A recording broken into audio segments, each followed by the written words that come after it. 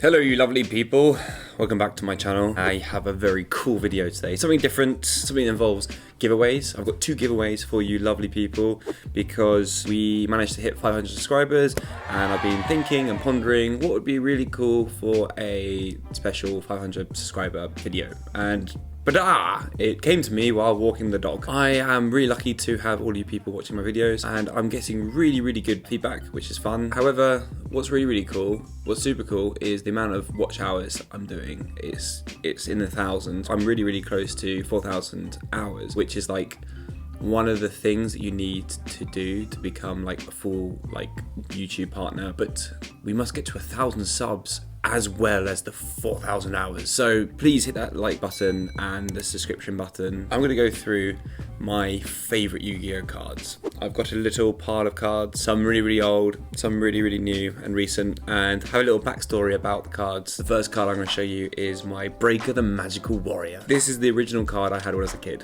and he was in every single deck. I don't think I played GOAT. I played like after GOAT and before Edison, so I don't know what we call that era of Yu-Gi-Oh, but Breaker was the card that I played in pretty much every single deck, and I think at one point it was limited because of its strong destruction effect. With the majority of my cards that I have, the ones I'm showing you, I won't be ever getting rid of. So yeah, Breaker is just the OG absolute beast, and I love the design on Breaker. Right, the next couple are going to be my Hobby League gadgets. Red Gadget has disappeared.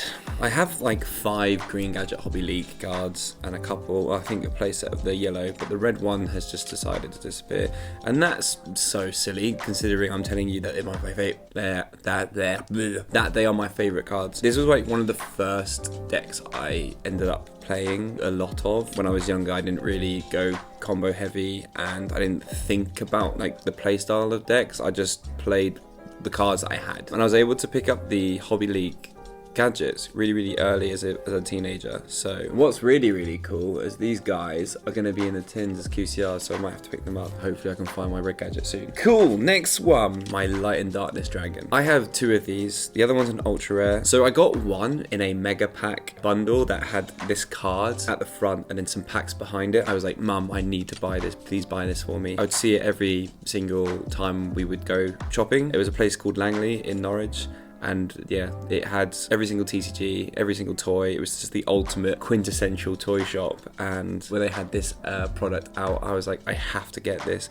Didn't know what it did, just loved the art. When I got given this back from my brother, who managed to get a lot of cards back from our home, I was like, what? I got this stuff back when I got back into Yu-Gi-Oh, so it was just like a really exciting time. Secret rare version and the ultra rare. My next one ties in with Light and Darkness Dragon because I went to a tournament with my brother when I must have been 13, and we went to a regional and it was in Milton Keynes, and got my mum to drive us 2 hours, 3 hours to go to this regional, and I took my Light and Darkness Dragon deck, which had the Treeborn Frog in it and a couple other frogs, and had the Monarch cards. Most of the cards I would pick up would be from the structure decks or from packs, and then I remember there was a website, I think it was called Troll and Toad or something, or no, Cool Kingdoms, and I would be picking up my 20p cards from there, and I was very happy with like reprints because some cards were so expensive. And so yeah, this is from a structure deck, and this is my Caius, another card that I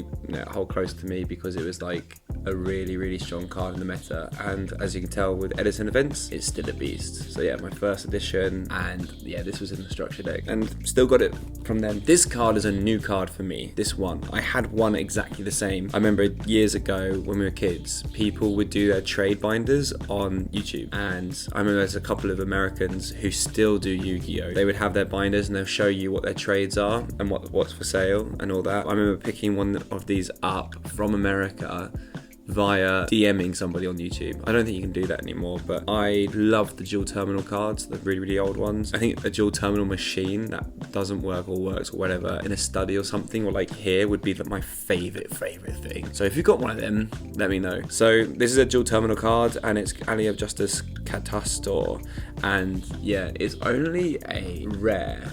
And for me, when I was younger, I just had to pick it up because of these little spots on them. And it was just so different. And the whole dual terminal written where the edition, like the first edition goes, it's just a really, really fun card. Yeah, I recently picked it up because I found it really, really cheap, and I was like, right, I've got to have this for my Edison deck / my favorite card pile. The next one's a bit of a shout out because I do have another dual terminal card, and it's for the Honest. I actually got this off my brother, and it's one of my favorite cards. When I grew up, I didn't have the luxuries to be able to afford Lightsworn deck as a kid, and so there was a couple of people who would spend all their uni loans on building decks and getting to play against Lightsworn. It was crazy. It was so much fun getting beat. But the reason why I'm doing an Honest shout out is because I really want the Ghost Rare, the original first edition Ghost Rare, and you know, maybe when I pack it all up, I will go out my way to find a really minty one as a bit of a, this was my Yu-Gi-Oh! Era. Dual terminal cards are sick. Not everyone's cup of tea, but definitely mine. Remember, if you want any Sleeve Chief products such as sleeves, play mats and all that, then you can head over to sleevechief.de and use Charlton 5 to save. Check them out because these guys are the people to go to for high quality products. Saying that, I'm going to be giving away this light attributes pack of sleeves. So if you would like some of these, you've got to get involved with the giveaway. Holographic, super awesome. And then a separate winner will be winning this Ash Blossom pin badge. I managed to get another one. I really want to collect these all, and I've recently found out they're doing more. So yeah, a separate winner can win a Ash Blossom pin and Sleeve Chief sleeves. For you to be able to win one of these, you must comment down below your favorite card, and it might be it's nostalgic to you, it might be one of your favorite cards because it's a staple, because it's your favorite rarity. Like, comment and subscribe, and I will give away these guys. Good luck.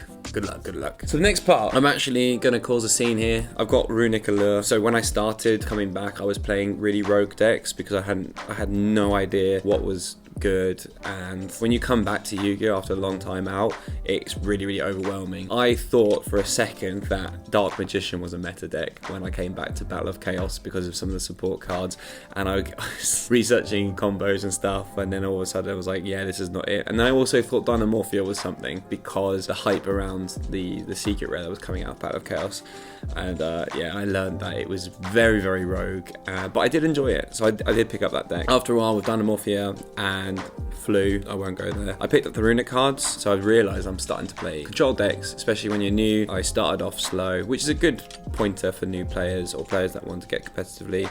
You know, start off with control decks and then you realise it's really boring. So the reason why I've got Runic Allure here is because I love this card and I kept trying to play this card even though it was very win more, but the art is so cool. It would have been cool if it had maybe an additional effect to make it worth getting a collector's rare, but alongside it would be a collector's rare Runic tip because I love the artwork and I have menard about getting a tattoo with the Runic tip artwork. However, I don't have it because I don't play Runic anymore. I don't think I want to play Runic anymore because it's just not my cup of tea. I don't like time rules, and I love the engine to bits, but no battle face. Poopy. Before I dive into the modern stuff, I just wanted a massive shout out. I don't have it at the moment. Pot of Prosperity. It is generic, it is a staple, it has just been hit by the forbidden list. What's a random card to shout out? The reason why I'm shouting it out is because it was the first time I committed to buying an expensive card to play Yu-Gi-Oh! It was the first time I kind of went from really casual to I need these cards to make my deck better, and so I think it was in the regions of £80 a card at the time for the originals, and it was a turning point for me to play the game more because I was spending more money on it, and it made Dynamorphia so much better. I do have a Sprite Blue, which I can't find because I'm doing something with it. Weird thing to say, but with the Sprite Blue, I'm going to be putting it in a little frame, and then I'm going to get, Jen's got these little stamps. She's going to put Canterbury 2023 because it was my first ever regional top. And I think I came 7th or 8th, and it was like, honestly, one of my favorite ever days. I was buzzing. Ask some of my friends, I was the most annoying person for 2 weeks. Sprite cards have a bit quite close to me now because I went from playing all these control decks, Dynamorphia, Flu, Runic, and then I remember being at a cheap regional and going, Runic Stun is actually really boring. I'm not interacting. I am trying to deck them out, and is this Yu-Gi-Oh? And they were like, no. Why don't you play something else? Why don't you play Sprite? So I was like, okay, whatever. Give it to me. Let's give it a go. And I went, wow, okay, I actually really like the mid-range decks. This is so much fun. And I went to YCS Leon, and I was undefeated for 5 rounds, and I was playing Runic Sprite, merging the cards that I had and new cards that help with comboing. And following that theme, my next regional top was in Southampton, and I was playing Pearlies. So I have an American print Pearly Plump. I actually do quite well with Pearly. I played it for a long time.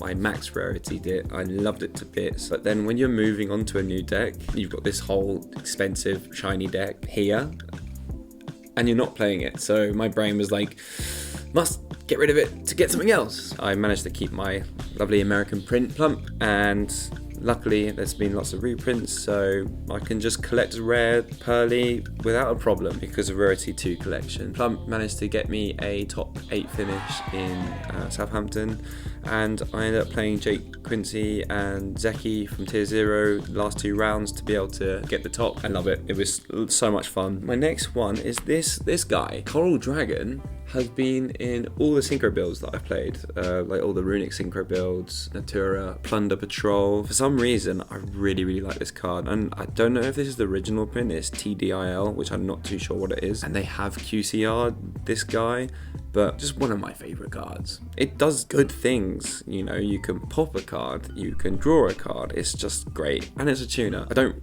really play synchro decks, but if I'm building one, this is the guy. Last 2 are the shiny boys. I picked up my QCR Zeus when I was max raritying my Pearly, and I just thought at the time, you need a Zeus. It's QCR Zeus because you are the deck that gets this out the most. So he came along, he was a shiny, expensive purchase, and then this thing was announced a couple of months later, and he's just the anti-Zeus. And then when they made the animation chronicle thing, this bit was so awesome. I love these two. If these weren't Yu-Gi-Oh cards, they'd be really cool art to have next side by side. These are my 2 super duper shiny ones. I will give an honorable mention to my QCR Infinite and Permanence. They were the only cards I wanted from the Rarity collection. I love going through deck lists. I love watching OCG matches, and when I see like some of these Japanese cards or OCG cards that are super shiny and all that, I just get super jealous. I was like, I want them. So the imperms were the cards that I really wanted from that set. I ended up getting pretty much every single QCR staple straight after that because I was a bit of a wheeler dealer. These are the ones that have survived the clear out, and I don't think I'll be selling them anytime soon. So that's my video. I just wanted to go through a little journey with you with my favorite cards. They're sort of cards I won't be ever getting rid of or trading or selling. And it's really cool because, you know, we've got all these bits of cardboard that represent a time in our life. It might represent people, it might represent where you were, and yeah, just from these bits of cardboard. So get involved in the comments because I love talking to you guys. I love listening and sharing like these sort of experiences. So if you want to win the prizes wherever they've gone, here they are. Shoot down in the comments below your nostalgia, favorite card. It can be anything. It can literally just be the artwork, like totally awesome down here, or it can be a moment that you had where it won you a game, or it was like the reason why you topped an event. Hope you enjoyed the video, and I will be in the comments having a chat with you. See you in a bit.